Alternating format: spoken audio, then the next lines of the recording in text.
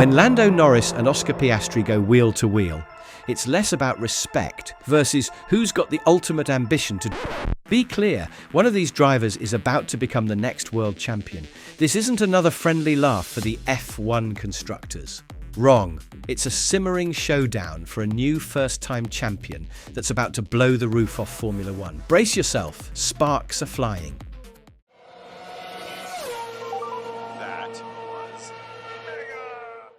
Oscar Piastri might just be the greatest surprise talent Formula One has seen in a decade. And if you think that's an overstatement, keep watching. His story is not just about a talented rookie learning the ropes. It's about a young driver who's already shaking up the hierarchy of the sport and threatening to topple some of its biggest stars. The path Piastri has taken is anything but ordinary. From a rocky start to pulling off moves that rival the best on the grid, if he keeps improving at this rate, it's not a question of if this young Australian becomes world champion, it's when. To understand how far he's come, we need to go back to 2021. That year, Oscar Piastri won the Formula 2 championship. No small feat, as it's traditionally the final proving ground before a driver is deemed ready for Formula 1. But there was a catch. Easy. Oh my God, what a sight that is. After you win F2, you can't compete in it again. And by the time Piastri claimed his title, every seat in Formula One had already been filled. Despite being arguably the most exciting rookie prospect around, he was left on the sidelines. In 2022, he became Alpine's reserve driver, a glorified seat warmer.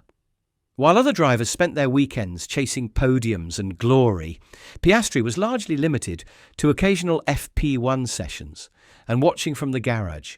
And while Alpine had funded much of his junior career, offering benefits like support and resources, and, humorously, a trip to France, there was no real pathway for Piastri to get into a race seat. The frustration began to build. He didn't just want to be in Formula One, he deserved to be. But Formula One has a way of stirring the pot. Enter Fernando Alonso, who had been driving for Alpine, but suddenly decided he'd had enough, leaving the team in dramatic fashion to join Aston Martin, reportedly due to tension with teammate Esteban Ocon and a hefty offer from Lawrence Stroll. With Alonso out, Alpine wasted no time announcing that Oscar Piastri would take his place in 2023. However, things quickly took a bizarre and unprecedented turn. Piastri rejected the offer publicly. In a now famous tweet, he stated that he would not be driving for Alpine and hadn't signed anything. Instead, he had inked a deal with McLaren behind the scenes. It was a Formula One soap opera at its finest. Alpine, caught flat-footed, had essentially announced a driver who had no intention of racing for them. Piastri was criticised for being disloyal. But the truth was, Alpine had mismanaged the situation, and McLaren offered him what he really needed: a seat, a plan, and faith in his abilities. Now, before we dive deeper, if you're enjoying this look into Formula One's most intriguing new rivalries, do me a favour and tap that like button, subscribe for more must-watch F1 breakdowns, and drop a comment below. Who's got what it takes to go all the way and win the championship this year? Joining McLaren in 2023 meant partnering with Lando Norris, one of the sport's most highly rated young drivers, and someone many tipped to become a future world champion. Expectations were high, pressure even higher. And for Piastri, the stakes couldn't be more intense. He had spurned his former team, spent a year off track, and now had to prove himself against one of the fastest drivers in the field. The start wasn't smooth. His debut in Bahrain ended in a DNF, and the next 8 races only yielded 2 top 10 finishes, with his best result being 8th in a chaotic Australian Grand Prix. The early signs weren't encouraging, until you looked a little closer.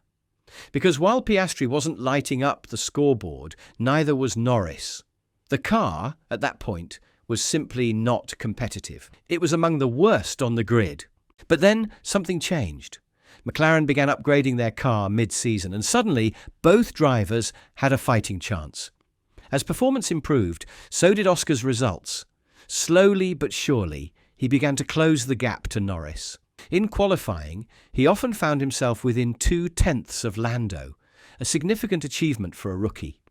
In Saudi Arabia, he even out-qualified Norris in a car that, at the time, was barely worthy of the top 10. Although that race ended in misfortune when Piastri's front wing was damaged, ironically, the debris then hitting Norris's car and damaging his wing too, it was clear that Piastri's raw pace was not in question. Then came Qatar. It was here that Oscar truly announced himself to the world. He out-qualified Norris and went on to win the sprint race, his first victory of any kind in Formula One, while Norris continued his streak of falling just short. That result alone drew comparisons and raised eyebrows. Was Piastri already outperforming Norris in only his rookie year? While Norris remained the more experienced, consistent driver, especially in terms of tyre management and racecraft, Piastri was learning fast. The areas where he struggled, such as managing Pirelli tyres over a full race distance, were things that even seasoned drivers take time to master. But the raw talent was evident, and the team started to realise it too. The tension between the McLaren teammates came to a head in races like Hungary and Italy. In Hungary, Piastri launched an incredible start, getting ahead of Norris before team strategy ultimately handed the position back to Lando. The result? A visibly frustrated Norris, who had spent most of the race demanding position over the radio. In Italy, Oscar made a bold move to overtake Norris at the start, something F1 etiquette usually discourages between teammates. But Piastri didn't care. He was there to race. Norris was clearly uncomfortable with how quickly Piastri was challenging his status within the team. Next came Japan, where McLaren openly declared that they'd prioritise Norris in the strategy calls. The plan was simple. Oscar would support Lando's title bid.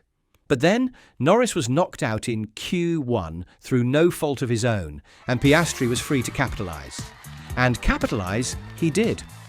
He overtook Charles Leclerc off the line and held him off with a defence reminiscent of Alonso himself. He took the win in a race McLaren had intended him to be a supporting act. For Norris, who had long been considered McLaren's future world champion, it was a humbling moment. Still, Norris outscored Piastri over the season, maintaining his spot as the de facto team leader, but the margin was shrinking. For a rookie, Piastri's debut season was one of the best in recent memory. By the time the 2024 season began, he was no longer just promising, he was a serious contender, and McLaren agreed. Before the 2025 season even started, they offered him a contract extension, showing they were fully invested in him for the long haul. For a young driver in F1, that kind of early commitment is rare, and a huge confidence booster. It sent a clear message.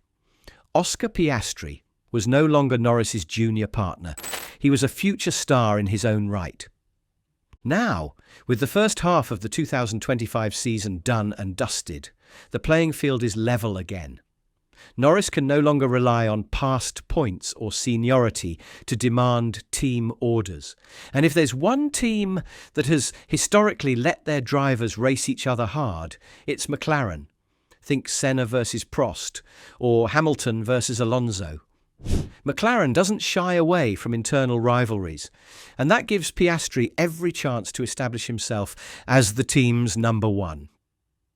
The 2025 season began in Australia, with Norris taking pole and Piastri just behind him, separated by less than 1/10 of a second. Throughout the race, Oscar remained within striking distance, pressuring Lando and showing his intent.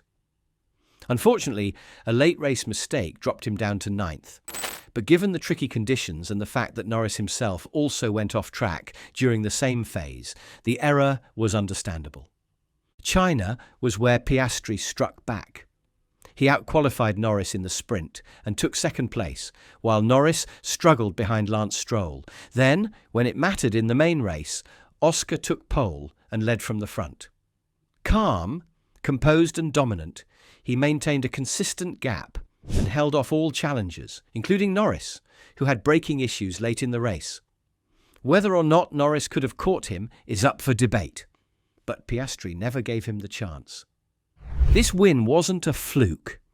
It was calculated, it was controlled. It was the mark of a driver who's not just learning, but mastering Formula One. While McLaren is enjoying a historic run of top two podium finishes between Lando and Oscar, the championship is still wide open, and names like Max Verstappen and George Russell remain in contention. But Piastri is firmly in the fight. He might still lack the experience of some of the other frontrunners, but he's more than making up for it with raw speed, rapid development, and fearless racing. He might make a few more mistakes than the veterans, but he's also proving that on any given Sunday he can be the best on the grid.